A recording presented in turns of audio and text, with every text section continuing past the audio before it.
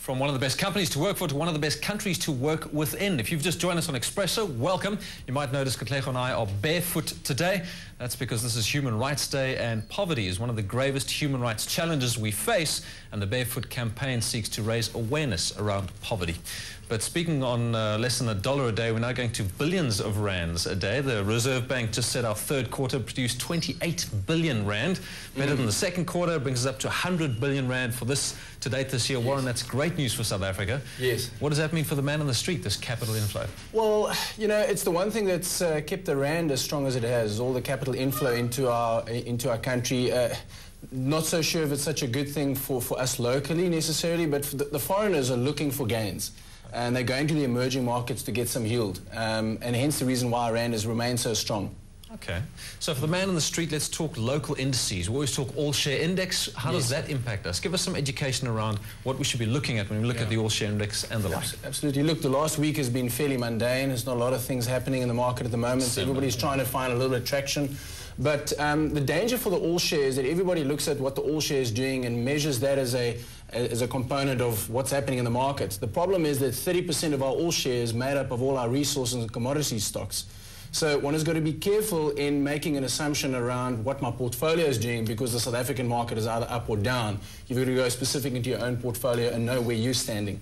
Okay, fair advice.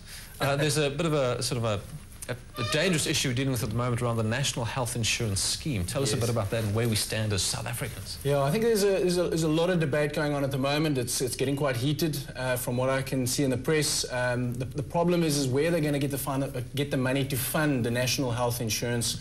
You know, you see the likes of a marginal tax rate payer at 150,000 rand for the year. His marginal tax rate will jump from 14 to about 35%.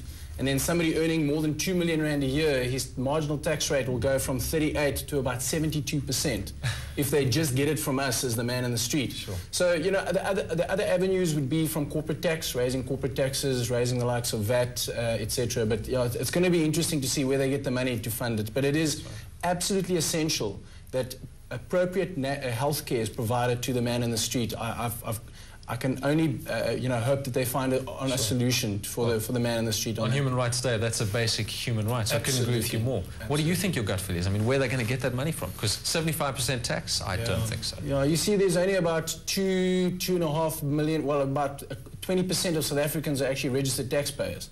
So they've got a very low tax base. But yeah, it's gonna have to come from the corporates, I think. All right, let's talk tax cuts in the US. Yes. So Obama is continuing the Bush policies of tax cuts. Yes.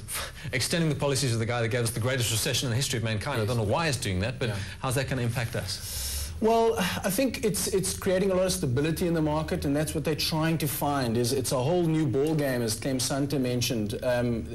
Everybody is in new territory around the world in terms of how to deal with this recession. The problem with the tax cuts that are being extended is that it's going to cost the US 850 billion rand additional debt in the next 10 years. Wow. And the effect that that's going to have on the dollar is going to be tremendous. And the likes of China is just going to carry on pulling away from them in terms of the growth that's happening on that side. So it's going to be a significant tug and war between the two countries, or the two global powers anyway. Right. But, you know, it's creating a lot of stability, and that's what they're trying to do, is to just keep the things afloat. So you actually think he's doing the right thing, huh? The Democrats are going left, the Republicans are right, and Obama's weaving in between, you know. It's just yeah. I think it's, you know, every time they're just trying to bring out something just to stabilize things and keep things in check. But it is very difficult. It's new territory for everybody. Right. Warren, thank you so much. Warren Wilkinson, Wealth Manager. Always great to get your insights. Thanks, Mike. So we